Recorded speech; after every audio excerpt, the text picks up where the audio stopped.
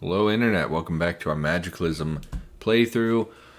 Don't remember what we did in last episode. I think we had some issues with our nurse bot, if I remember right. We did get some of these installed, which is nice. We left a lot of them back at the other base, a lot of the CBMs we had picked up in the previous couple of labs. So we didn't install everything that we would want installed, but it is a start, Filtration system is nice. I think it just gives you a flat increase to your ability to breathe. We could walk around in smoke and stuff without too much of a problem, I think is what that's about. Everything else is fine. Unfortunately, we did lose our joint torsion ratchet. Now, I feel very confident that we had other ones, that we had seen other ones in the CBM vaults, and just never actually picked them up because we already had one. And I'm realizing now that that was something of a mistake. We should have picked up duplicates. We're very hungry, very thirsty. I do think we'll head back downstairs to our base, and we will eat, drink, and take care of business. Yes, we're going downstairs, which I assume is this set that we came up. Sure, that's fine. Not really remembering the layout and where we were going to quickly move through here. Correct, not a big deal. Yep, and we're going to move down. Yes, one more flight, I think. Yes, and then we're back at base. So let's eat, drink, and take care of business here. Maybe deal with our pain. I keep forgetting to take aspirin when we get into pain because, honestly, I never think about it, and it's usually minimal, which is not a big deal. But obviously, if we were in real life, we would take aspirin because we have them. We wouldn't. Why suffer when you have them right at your fingertips? So go ahead and favorite this new pile. Drop anything that we happen to have. Faulty dosimeter. I mean, we'll just drop that. We don't need to carry that with us. Yeah, that's fine. And then we will eat on our food pile. Eat the orange. Just chunks of fat, huh? We don't really want to eat raw chunks of fat. I actually think they made it so you can now get sick from eating raw fat. I think previously there was no penalty to eating raw fat. Man, 1,900 calories.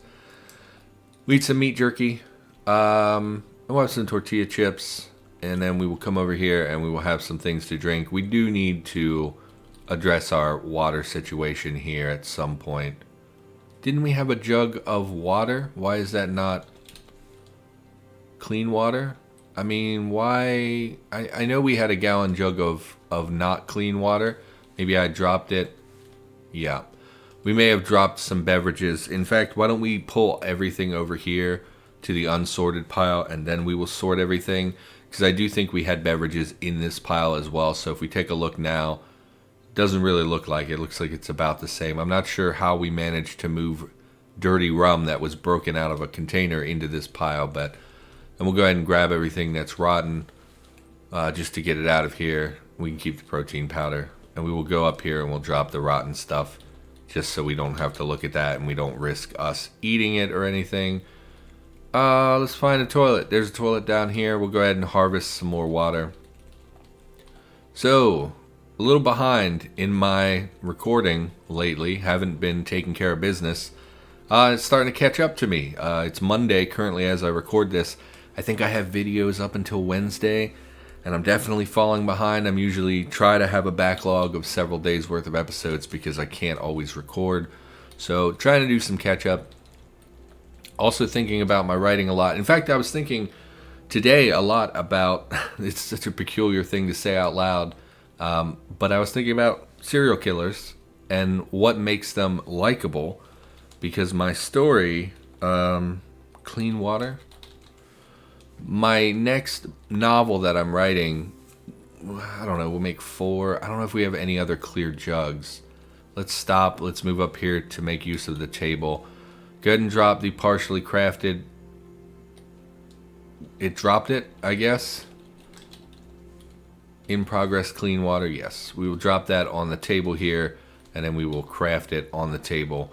I mean, I know it's not a big deal. It's just water, but I do like crafting on hydration pack. We do have another gallon jug, so we'll go ahead, I think, and make all the clean water. go ahead and batch all the clean water, and then we will dump that in that other gallon jug. So, yeah, I was thinking about, because, like, my story involves killers, and specifically it involves a main character who is a killer. And I remember being a teenager. Where's the gallon jug of water? It would be on the unsorted pile. Yeah. So we'll go ahead and move that over here to beverages, so we have that when we need it. And I think we'll have a little bit, just another bite to eat, and then we'll be on our way. We'll eat some pumpkin to fill us up. And we'll head back upstairs and continue looting the lab. What are we wielding? Wielding the machete. We have the SIG. 44 rounds is enough. We don't need to go back just to reload it. Yeah, specifically, my main character in this book is someone who has taken life. And I remember being a teenager, and I would write all these angry, you know, like, I read a lot of, like, murder books and, like, you know, just stuff like that. Were we next to the smoke that whole time? Is there a smoker, or is this just a vent? I see you, Migo. Hello, scientist, as well. Awful lot of smoke down here. I guess it's just the smoke vents. I don't think we can see deep enough in there to see if it's a vent or not. Really hate the smoke vents. They're one of my least favorite things about the lab layouts currently. There's also no light. Actually, there is light there. There's light at the terminal. Unfortunately, we're going to get interrupted constantly by the Migo. If you can see me, why aren't you coming to fight me?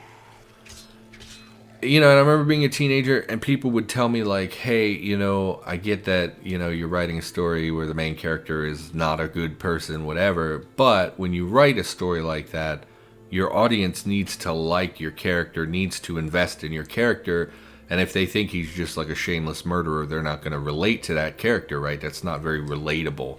To be a horrible murderer is not very relatable. And that's true, of course. When you write a book, you want your characters to be someone that they can, you know, there's lots of different categories of characters that can work with an audience. You know, some people like characters because they're exactly the opposite of them. You know, maybe they're living a very boring life where they're not very happy, and then all of a sudden they are reading a book about, you know, a guy who goes out and solves crimes and gets all the women, and why, you know, is James Bond, and they relate to that because not because it's something that they actually do themselves, but because it's something that they long for. And then there are people who look for characters that remind them of themselves. I'm one of those people. When I, you know, read books, I like to think, you know, I often find that the intelligent characters who, you know, have a emotional intelligence and, you know, spend time interacting with, like, those are the things that I like. Because I do those things. You know, I am an intelligent man. I have some... We're going to pickaxe through the wall because I'm not going to sit here and wait for the smoke to cooperate. So we're just going to waste an hour of our lives pickaxing through a wall. Ignore the Migo. And so, you know, when the main character is bad, when the main character of a book is the bad guy, really even rebar here, let's wield... the pickaxe, I guess. We do need to make a new crowbar. We do have planks here. We'll just plop a plank down. Why don't we make a crowbar right here? Great. Let's wield the already crappy crowbar. Smash crowbar. Make a new one. Store in inventory. Ignore the Migo. I should really just go and kill the Migo so we don't have to listen to it all the time. Wield the machete. Go in our inventory, unfavorite the old makeshift crowbar, favorite the new makeshift crowbar, and we will drop the old one.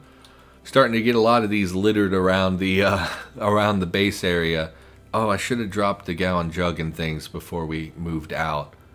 We actually have pretty full inventory. Why don't we... I know it's boring. Let's head back up and drop things off. You slip. I'm so tired of slipping. You know, I'm out of shape and I can hop a chain link fence without any concerns. So it always really bothers me when my character slips.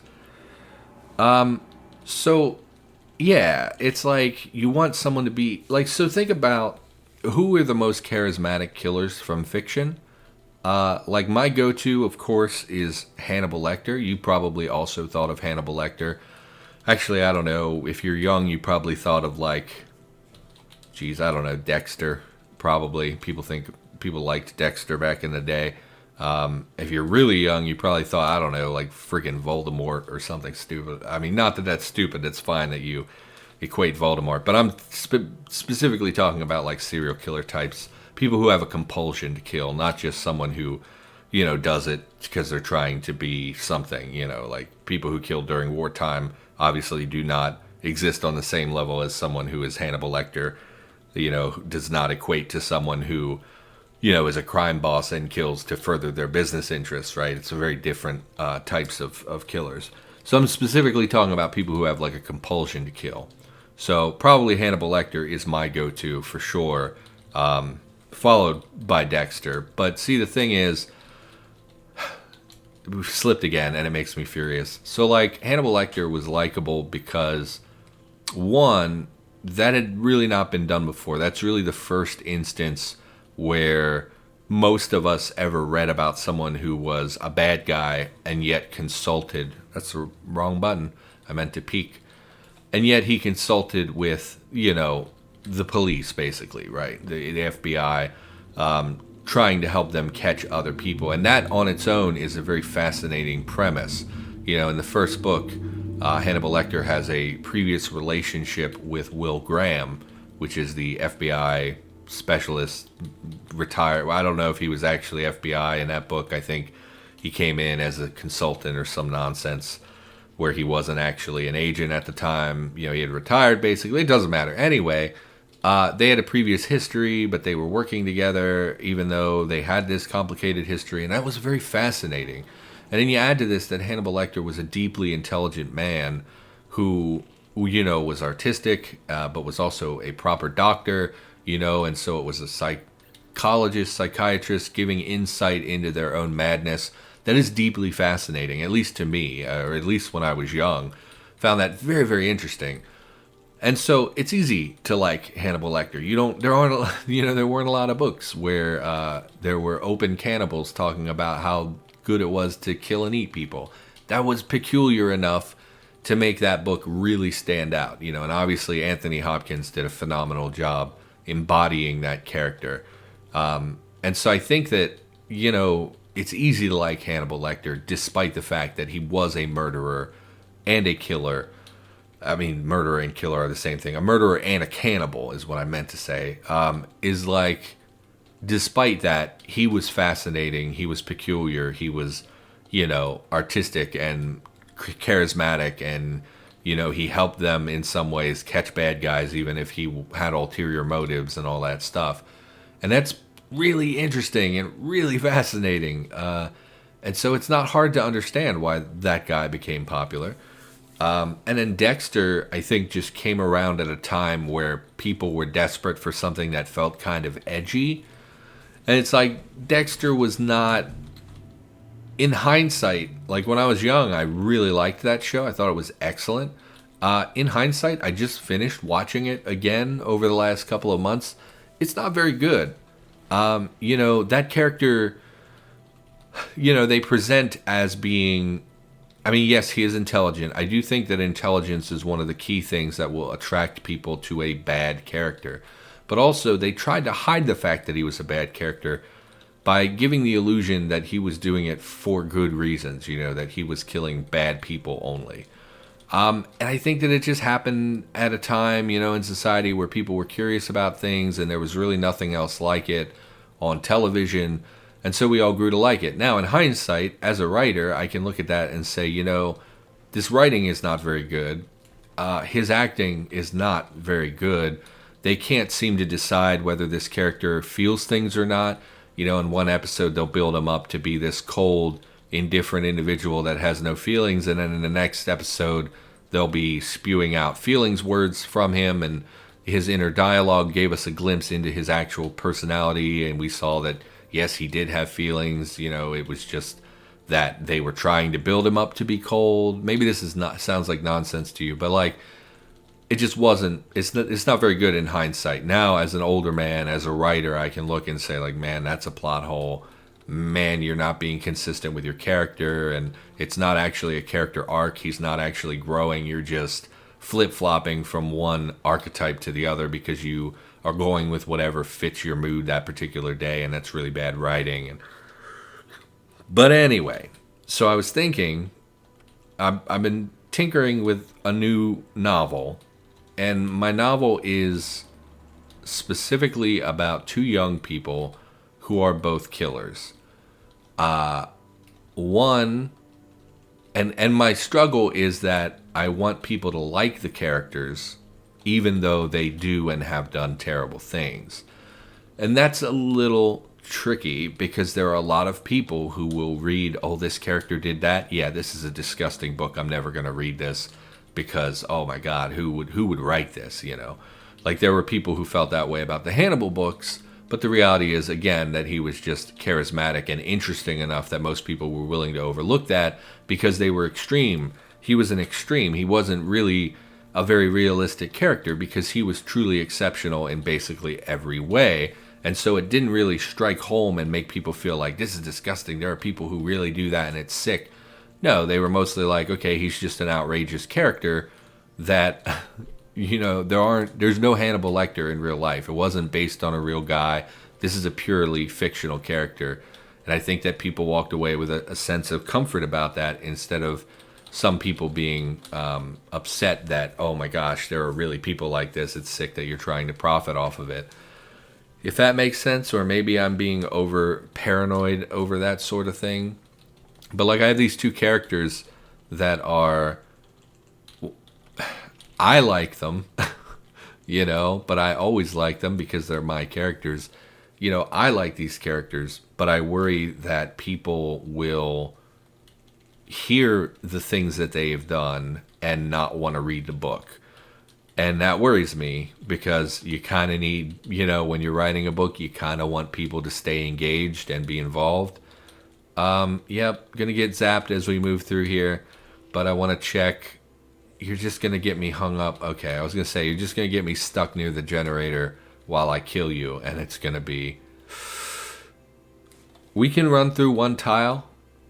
If there was a turret in there, it wouldn't see us, or rather it wouldn't have time to react in that one tile worth of sprinting, because they now need to respond at first. When they spot you, they take a turn, I believe, where you have like a grace period. Okay, so nothing. Let's check what this is. Probably another bear. Oh, library. Very good. Do not mess with that. Let's pickaxe through here. Please have better things than the last one. I think the last one did have one of the historic like smithing books, but that was literally really it in that whole library. We're very hungry, thirsty, and tired. We will clear the library, then we'll head back to base. We're in minimal pain again. Oh, we were shocked, probably. Oh, what? You heard thump. No, it's okay. So we eat the aspirin. Let's check. Fat zombies. Of course you guys are going to destroy everything. Let's wield our crowbar to smash down the rebar. Smash, smash, smash. Great. Let's go back to the machete, because I think we'll just machete them. I don't think we really need to... where's the machete? It'll be under Oh. Concrete floor. Oh, our inventory must be full? I guess. And it prompted us and we dropped it, I guess? I don't... Yes, stop. Why would you smash... Why? Why would you smash a zombie underneath the feet of another zombie without prompting me? Like, it's just obscene sometimes. It just doesn't alert me. Yeah, sure. Put a plank over it. I don't care. Wow, you guys just had trash, huh? Not even cash cards or anything. Let's look at our inventory. Our inventory is packed. We really should head back to base. And we are... we're still hungry. It's just that we ate a little aspirin. We're thirsty and we're tired. I'm afraid if I go down there, I will forget. But we don't have the inventory space to pick up all the books we would need. I mean, honestly, I probably should have checked, because odds are good there's like one book in there that we want, and we probably could have taken it with us. But we're already down here, so let's just... Okay, stop with the heartbeat, please. No, don't run. Wait. Catch your breath. I wish the heartbeat sound didn't start until you were at a much lower stamina. Our stamina is blinking. I can see it wiggling. It looks like we're losing small amounts of stamina when we walk, maybe the mouth flaps. I don't know. Let's drop this stuff. We did pick up a lot of batteries. I'm very concerned that we're not going to be able to take a lot of stuff with us, or rather that it would be a long, arduous process to carry all this stuff with us to the other base. A little worried about that. We're going to have to pick and choose what we actually want to take. For now, though, we'll head back down. Do we have everything? Machete, yes. We also should repair our clothes at some point. Military rucksack is super damaged. I'm so tired of them hitting, the rucksack all the time. I don't know if we ever picked up a sewing kit in this area. Kit? No. Might lose the rucksack, which is just going to piss me off. But okay. Not really anything I can do about that now. I don't know that we'd even be able to repair it. I think our tailoring is pretty bad. Tailoring is 4. Probably not enough to repair such a damaged item, such a damaged rucksack. Really so tired of the tailoring system, but we're not going to talk about that because that's like a whole episode worth of discussion about how they are making changes, but they're not made yet, and I really hate it, and it's miserable. Once again, I think we should just pick everything up, make one big pile, and then sort through it since when we have everything on the same pile, so it's a little easier to manage. These would just be chairs. But yeah, so I have 2 characters that have killed in this book, and my concern is that they're not going to be likable. Like, the book will open, the novel will open with, I keep saying book, it's not actually a book. I think when people say book, they expect that it's been published. So it's just a novel, because anyone can write a novel, not anyone can get a book. Sewing techniques, great. Cucina Italiana. The book opens with an immediate discussion about one of them having killed. They both kill as children, as underage people, which is part of the story, is that, that's a truly rare thing that actually very rarely happens. In the real world, there's very few child killers. And the book opens with one of them, and it's immediately told to the audience what he has done. So it's like the audience immediately knows that this person has killed. So it's like, I wanted to bury it deeper in the book where it's like revealed later what he did, why he did it. But I really think it needs to open with that discussion. And so it's like right from the door, people are not going to relate to this character because most people have never killed someone, right? And then as the story progresses, right? So basically there's 2 characters. One character has killed when he was exceptionally young. And then for the rest of his life, he gets treatment. He has mandatory therapy and whatever. And he embraces it and becomes like a better person. He fights it tooth and nail. He cuts down on the urges as best he can. And then the other person is the opposite. She does not kill until much later in her youth, and then when she finally does, she embraces it. Like, she loves it. It's like the first thing she's found that she's truly good at. It allows her control over her environment, which she has never really had in her life, things like that. And so it's like, on the one hand, the character that I think in the end of the book is not relatable is the one, like, so you start out with the boy and you find out right away that he's a killer, but as the book progresses, he is relatable. He is intelligent, and he is, he's an exceptional physical specimen. He works out constantly. It's a big deal for him. Anything that distracts him from this urge inside of him to hurt people, he fights it tooth and nail. And as part of that is a very disciplined mind. Someone who is very aware of the interactions he has with other people. He spends a lot of time developing his body because it's a nice distraction from his thoughts. It's a physical, working out is like a physical release. There are endorphins, all kinds of stuff. And so I think once you get into the story, he's very relatable in that he's very likable in that he is intelligent and, he's kind of handsome and he's very physically fit and he is, well-spoken and interacts very well with other people, things like that. And so I think that when the story starts, people are going to not like him. And then as the story progresses, they will like him. However, the other character is the opposite. When we meet her, people will like her because she appears to be, normal young girl, like, I mean, I don't know. And then as the story progresses, it's revealed more and more that she is kind of like absolutely insane, loves to hurt people, masochist, all that crazy stuff that, is not as relatable. And I'm trying to understand how to make them. I'm trying to understand what makes a killer fascinating enough that people will overlook that they are bad people. Does that make sense? Maybe none of this has made sense. It's been like 25 minutes and I maybe did not make sense this whole time. That would be very embarrassing.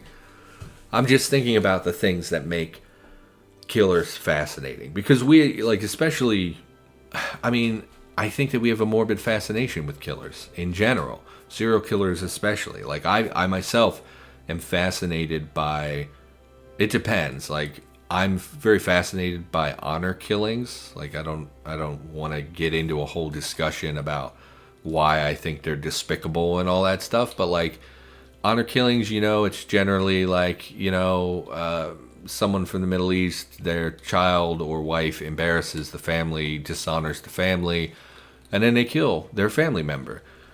And I find that deeply fascinating because I can't comprehend, like a man who would, like, I remember reading about a man who drowned his daughter because she embarrassed, she was with a boy that she wasn't supposed to be with. And rather than having the family dishonored, he chose to murder his child by drowning her. That's disgusting. That's horrible. I can't imagine ever thinking that is okay.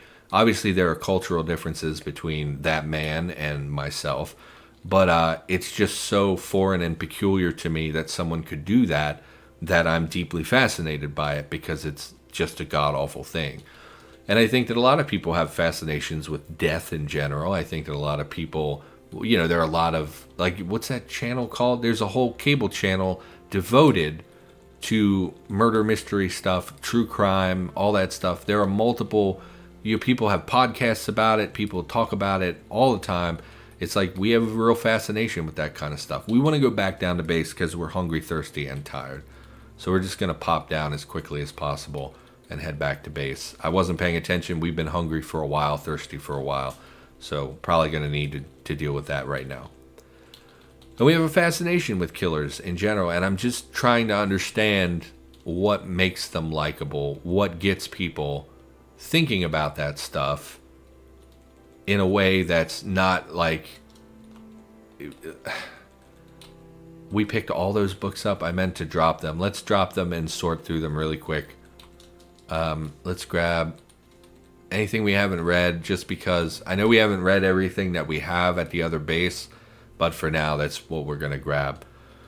And we'll just haul the rest over here just in case we would ever need to make use of the recipes. And we'll go ahead and drop the remainder here.